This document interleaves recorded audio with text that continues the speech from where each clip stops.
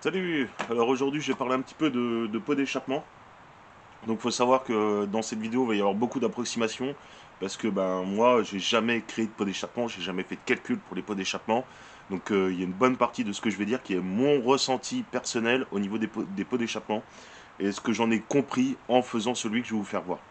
Alors c'est parti. Voilà, ça c'est un plan que j'ai chopé sur un groupe qui est passé. Donc ça c'est un truc qui date de Mopshop.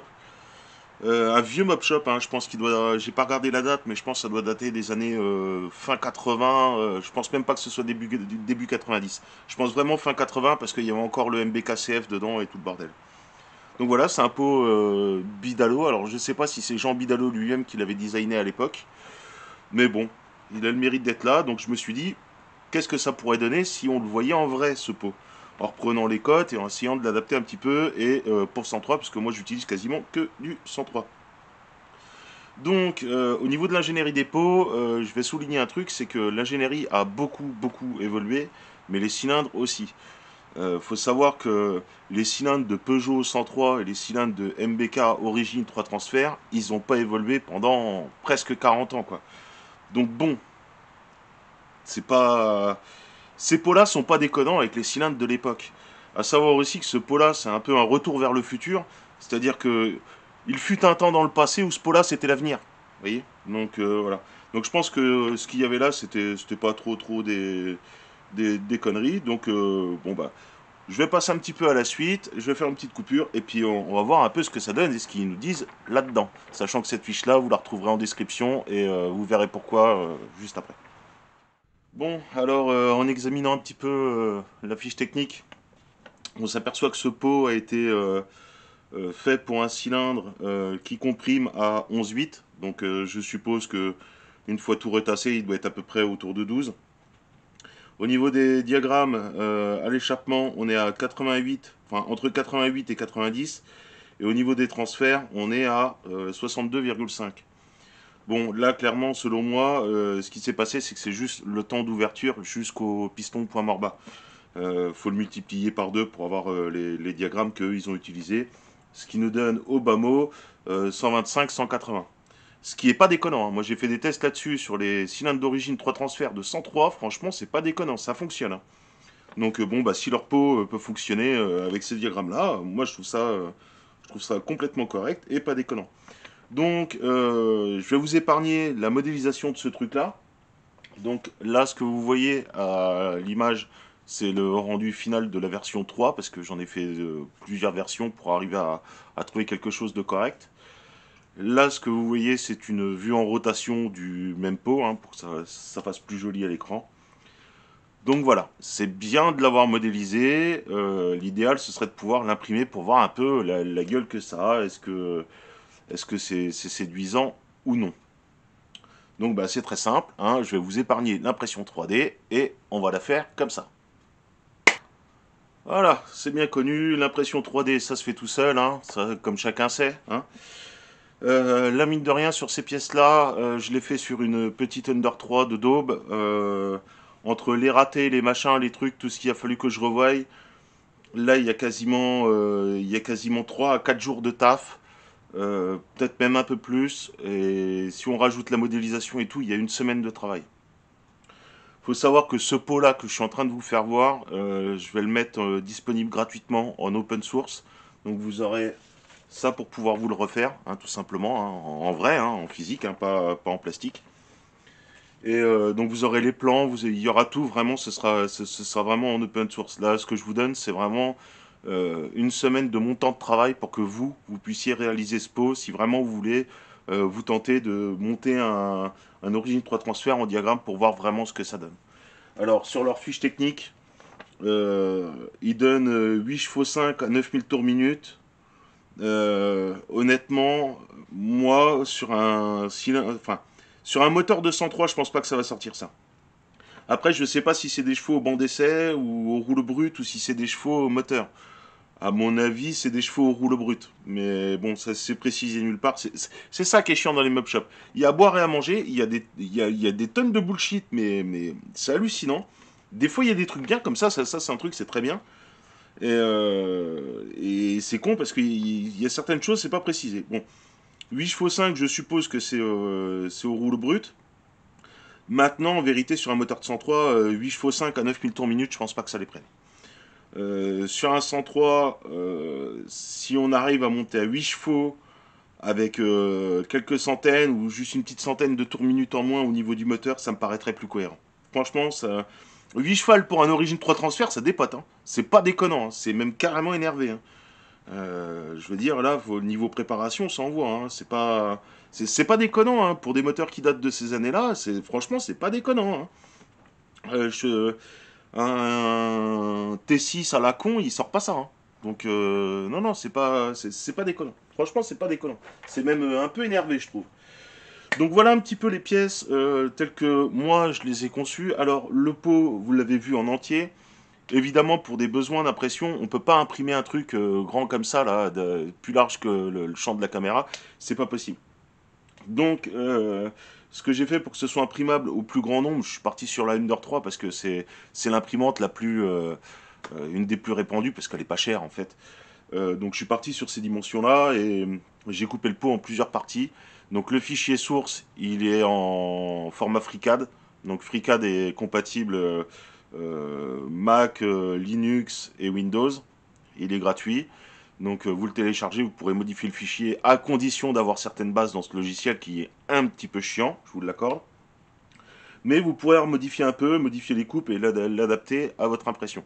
Mais j'ai déjà les fichiers STL que vous pouvez imprimer vous-même, je les ai déjà prédécoupés pour que ce soit pas chiant sur des imprimantes dits standards. Voilà, des petites machines pas chères. Donc voilà de quoi ça se compose. Hein. Alors tout simplement le silencieux. Donc je me suis fait chier à vraiment le percer tel que si c'était le vrai silencieux. Après on parlera au niveau des cotes.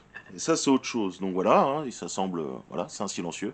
Donc j'ai mis trois trous que vous pouvez fileter directement pour y mettre de la vraie vis BTR dedans, filetée en 6 mm, voilà, en M6, filetage M6. Donc là vous pouvez le tarauder pour mettre des vraies vis dedans si vous voulez. Ensuite, c'est plusieurs morceaux de peau, hein, tout simplement, et à laquelle j'ai pas intégré les manchons dedans parce que pour l'impression c'était chiant de rajouter les manchons à même les pièces pour certaines choses. Donc du coup j'ai fait les manchons à part. Donc c'est voilà, hein, le pot il va s'emboîter les uns au bout des autres, hein, les petits morceaux. Vous êtes pas bête, vous savez le faire. En ce qui concerne la rotule, alors j'en ai imprimé une. Je me suis calqué au niveau des longueurs de ce que moi j'avais sur un Pogianelli. Alors c'est pas tout à fait exact, hein, mais de toute façon ça on en reparlera plus tard. Il va y avoir des modifications. Vous aurez des modifications à faire.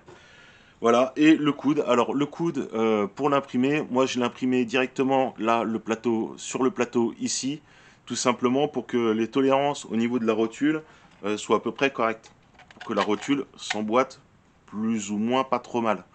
Voilà. Voilà, hein. Ensuite, il y a des manchons. Alors, les manchons, ils sont un peu raides. Hein. Certains sont plus raides que d'autres, mais bon, dans l'ensemble, ça va, ça se manchonne pas trop mal. Voilà. Au niveau de la colle, ce que j'utilise, c'est le top vraiment, le top du top pour le PLA. J'ai essayé plein de colles. Le top du top, c'est la Carrefour rouge, euh, type Loctite, un peu type super glue là. Et en gel. La Carrefour rouge en gel, elle est super bien parce qu'elle ne sèche pas dans le tube. Ils les font en tout petit tube, ça coûte que dalle. Même si elle sèche, c'est pas grave, on jette le truc. Je vais vous faire voir après ce que c'est, mais franchement c'est vraiment pas mal. Donc moi je vais faire l'assemblage, je vais tout manchonner comme ça et on va voir un peu après ce que ça donne. Alors évidemment, j'ai fait des manchons divers et variés. Le plus chiant, ça va être celui du cône. Voilà, celui-là. Alors là, celui-là, il est un peu con. Donc là, il y a un endroit, le manchon, il est conique. D'accord? Donc, un cône dans un cône, ça prend relativement pas trop mal. Donc, ce qu'il faut faire, c'est le jeter là-dedans. Ensuite, avec un petit tournevis, on vient le taper pour qu'il prenne forme en lieu et place. Ensuite, on y rajoute son petit bout là. On y met sa colle. Et tac, avec un gros tournevis plat assez long, on vient taper sur le cône pour que l'emboîtement se fasse bien de façon définitive. Bon voilà, hein, là pour l'instant j'ai rien d'autre à dire, hein, je vais m'enchaîner tout ça, donc Là, il y a un petit manchon, ça j'expliquerai pourquoi, il n'a pas tout à fait les bonnes dimensions, etc. etc. Mais tout s'emboîte bien, voilà. Il n'y a pas trop de problèmes sur les fichiers STL que je vous donne. Donc bah c'est parti, oh bah c'est pas grave, il est parti en vacances celui-là. Allez, c'est parti, moi je passe à l'assemblage de ce truc-là et on voit ce que ça donne une fois fini, parce que moi du coup j'ai jamais vu ce que ça donnait une fois fini, je vais le voir avec vous en même temps. C'est parti.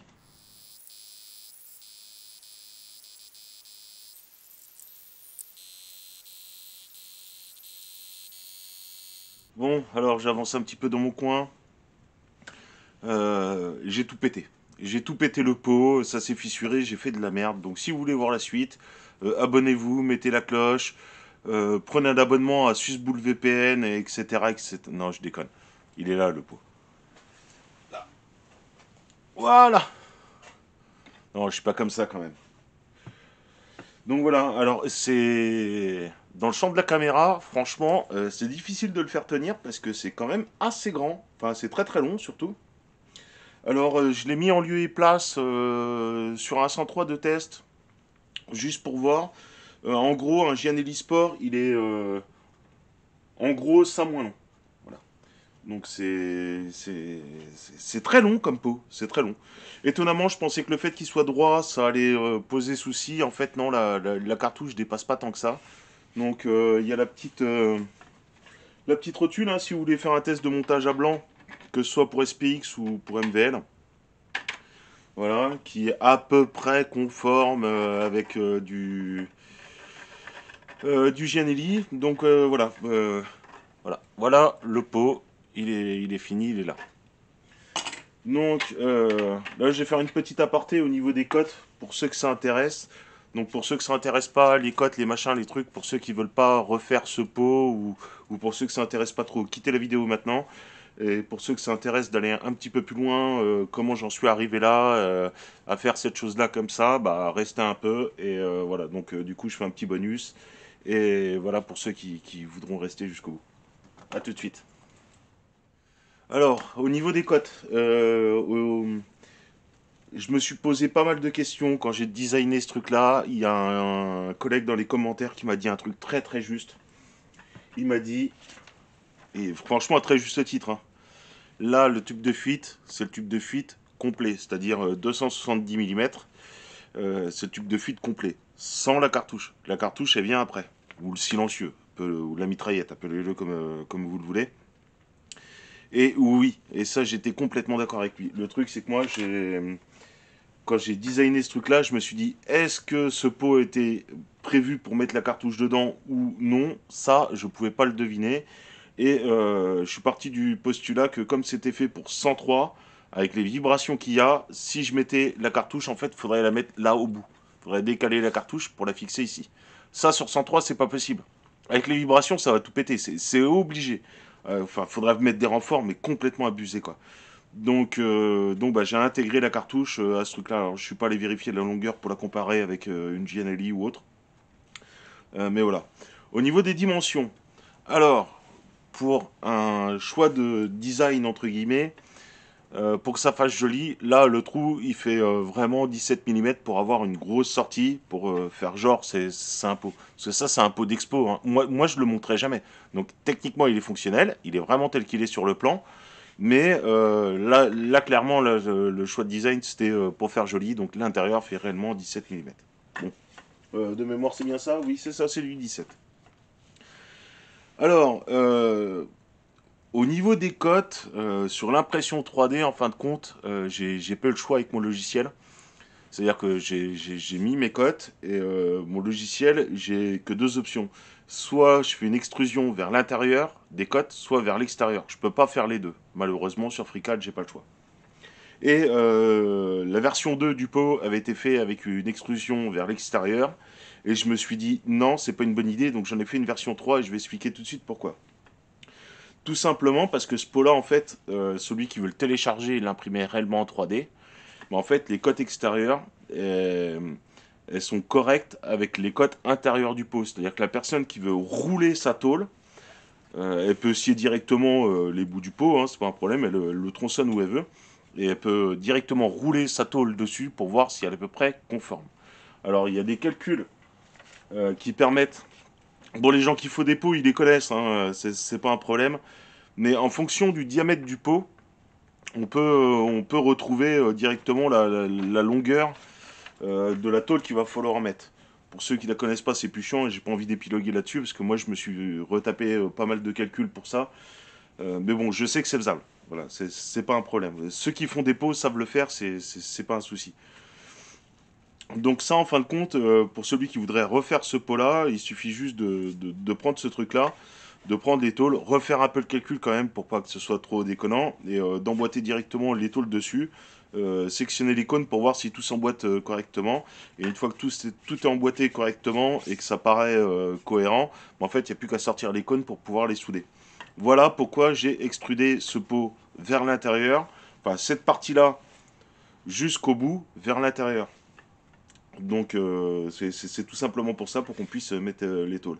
Après, il faut savoir que ce tube-là, là, ce que vous voyez ici, c'est l'intérieur du tube. C'est l'intérieur du tube en 25 mm, et là, c'est l'intérieur du tube en 17 mm. Donc forcément, le pot est un petit peu plus gros en vrai.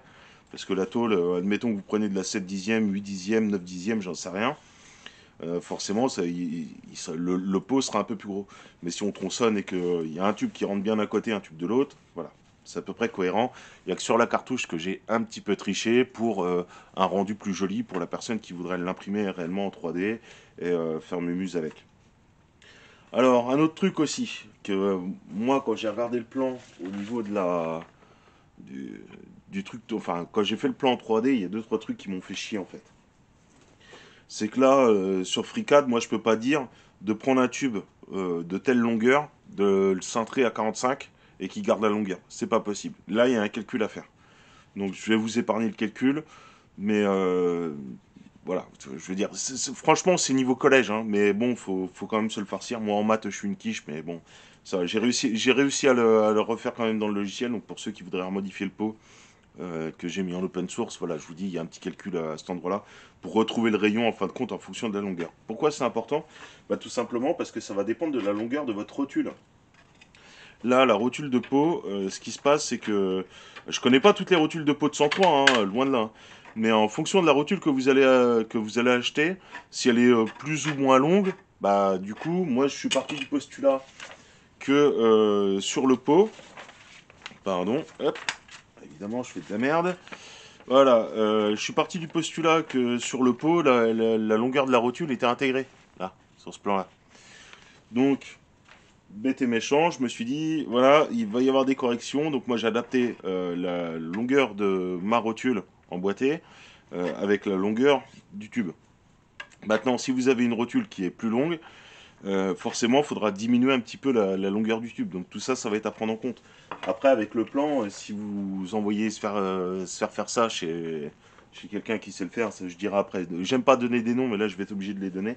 Mais normalement, ces gens-là, les gens qui font des pots, je veux dire, ça posera pas un problème pour eux, hein. Vous leur envoyez la rotule et voilà, ils vont réaccorder un peu ce pot-là. Ensuite, un autre problème au niveau des cotes, c'est au niveau de la cartouche. Alors ça c'est pareil, les gens qui font des pots, peut-être qu'eux sauront. Moi là, je ne sais pas. Donc ça c'est un tube percé inox, je crois que ça s'appelle comme ça dans le commerce, qui en vérité est de la tôle inox percée et qui après est reroulée pour faire des tubes à l'intérieur pour pouvoir mettre sa laine de roche, sa laine de verre ou sa laine de je sais pas quoi dans la mesure où ça absorbe du bruit. Le problème, c'est que là, celle-là, elle est en 17 mm. Et en 17 mm, j'ai regardé partout, même chez les Chinois. J'y ai pas passé l'après-midi, mais quand même un certain temps, et j'ai pas trouvé. Donc je pense que les gens qui font des pots, eux, savent où trouver ce genre de choses. Je pense qu'il y a forcément des fournisseurs pro ou des trucs comme ça que eux ils ont que moi je n'ai pas, qui leur permettent d'avoir accès à ce genre de choses. Mais voilà, donc si vous voulez vraiment rester dans l'optique du pot le plus conforme avec leur petit plan de chez MBK, bah va falloir trouver ce truc-là. Bon, ça fait pas mal d'inconvénients. Après, si moi j'avais à faire ce pot-là, clairement, c'est une œuvre d'art, entre guillemets, c'est-à-dire c'est un truc qui va rester accroché dans l'atelier. J'ai pas l'intention de le faire, du tout. Là, je le fais, je fais cette vidéo et j'ai travaillé dessus uniquement pour vous. Donc ça c'est un truc qui va être en lieu et place dans l'atelier, hein, qui fera joli. Après, si moi j'avais à le faire, franchement, je partirais sur une cartouche Gianelli qui est en diamètre 20. Sachant que ce diamètre-là, c'est un 17. Bon, forcément, il y a des choses. Ce pot-là va pas se comporter comme il est censé se comporter à la base. Mais ça va, selon moi, ça va pas l'influer beaucoup, beaucoup, beaucoup. C'est pas ça qui va faire changer ses performances du tout au tout, quoi. Donc moi, je partirais sur une cartouche Gianelli. Et puis, j'y ferai un petit raccord à la con. Et puis, basta. Ensuite, au niveau de la faisabilité, pour ceux qui regardent et qui savent pas vraiment où aller. Alors, j'aime pas donner des noms, mais là, je vais être obligé de les donner. Donc, pour le corps du pot, si vous voulez vous le faire faire, vous pouvez aller voir de mémoire, c'est Best Perf siglé Benoît sur un profil Facebook. Voilà, lui, il fait des pots. Il en fait quand même pas mal. Il est dans des tarifs qui est assez cohérent, c'est pas déconnant. Donc, le corps, je pense que vous lui filez les plans, vous lui envoyez la longueur de la rotule. Je veux dire, le mec qui vous le fait, c'est sûr et certain. J'ai jamais fait de pot avec lui, mais c'est sûr et certain, il vous le fait. Je veux dire, voyant son travail et la qualité de son travail, j'ai aucun problème avec ça. La cartouche aussi avec, je suppose, pour qu'il puisse avoir les fixations ou quoi. Après, si vous voulez vraiment la cartouche sur mesure, avec l'intérieur en diamètre 17, faudra aller voir Solex Gump. Alors au niveau des tarifs, au niveau du pot, pour juste le corps, je pense qu'il faut compter entre 150 et 200 balles chez Benoît, là. Et pour la cartouche, je suis allé voir sur le site de Solex Gum, je crois qu'il faut compter entre 100 et 120 euros. Après, pour le pot complet, il me semble que Solex Gump en fait des complets, des pots. Donc il faudrait voir avec lui s'il est d'accord pour vous faire un pot. Après ça, ce sera sur devis. Voilà, c'est compliqué. Moi, je vous dis comment pouvoir réussir à avoir un pot, hein. Après, au niveau des prix, malheureusement, c'est pas moi qui l'ai fait. Et c'est chiant, ces trucs-là. Bon, moi, je vous donne les adresses pour pouvoir essayer d'avoir quelque chose de correct. Voilà, moi, j'ai fait ça. Donc, pour l'instant, c'est pas un projet que je le fasse et que je le monte sur une mobilette. J'aimerais bien, mais clairement, c'est même pas que j'ai pas les moyens, parce que les moyens, je les ai, mais franchement, je préfère foutre beaucoup plus dans l'outillage que dans un pot. Voilà, c'est con, mais si j'avais un billet de entre 3 et 500 balles à perdre, je le mettrais directement dans un TIG et j'apprendrais à rouler mes pots tout seul, en fait. Mais pour celui qui n'a pas, qui a pas la place ou qui n'a pas le temps, moi j'ai le temps de faire ça, mais pour celui qui n'a pas la place et qui n'a pas le temps, voilà, vous allez voir Benoît Besperf et vous allez voir Solis Gump, un de ces deux-là, et vous voyez avec eux comment il peut réussir à vous arranger un de ces trucs-là. Voilà, je leur fais pas de la pub, hein, c'est juste que c'est les deux seuls que je connaisse qui peuvent vous faire ce type de choses un peu particulier. Il y en a d'autres aussi avec qui je suis en contact, mais je sais pas s'ils pourraient refaire ce genre de conneries-là. En ce qui concerne le gabarit pour l'impression 3D, alors vu que moi ce truc-là, il va être, ça va être une relique dans l'atelier, mais que c'est le vrai gabarit, je veux dire, c'est vraiment le vrai pot, quoi. C'est tel qu'il est dessiné là-dessus, mais pour 103. Alors, pour ceux qui le voudraient pour l'avoir comme gabarit pour eux, mais qui n'ont pas d'imprimante 3D, je peux vous le faire. Alors, ce sera moyennant finance parce que c'est extrêmement long quand même, faut pas déconner. Ça, ce pot-là, franchement, là, cette version-là, là, en PLA standard, je peux vous l'imprimer pour aller 60 euros hors frais de port. Je vous l'imprime complet, voilà. Je vous l'imprime, je vous l'assemble, même s'il faut, comme ça pour éviter de se faire chier, je vous l'assemble. Le truc il est complet, vous le recevez chez vous, 60 euros hors frais de port, vous l'avez complet. Vous avez votre gabarit qui vous permet directement de rouler les tôles dessus. Et voilà. À savoir aussi qu'il existe plusieurs types de PLA pour ceux qui font pas de l'impression 3D. Il existe des PLA type transparent, plus ou moins translucide, on va dire. Donc ça peut être rigolo. En plus de s'en servir de gabarit pour rouler ses tôles, vu que les matériaux sont entre guillemets translucides, de foutre des LED à l'intérieur et de se faire un cadre avec. Je peux également faire un... Là, le corps du pot, je peux également le faire, ou même la cartouche si vous voulez, je peux également le faire en PLA phosphorescent. C'est-à-dire que quand on éteint la lumière, c'est comme les jouets quand on était gosse. Quand on éteint la lumière, le truc il brille encore. C'est assez stylé, moi je trouve. Moi, pour un pot d'échappement, je vois pas trop l'intérêt. Je le verrais plus en translucide. Un translucide gris là, avec une cartouche rouge, assez stylé, avec un petit passage de LED à l'intérieur.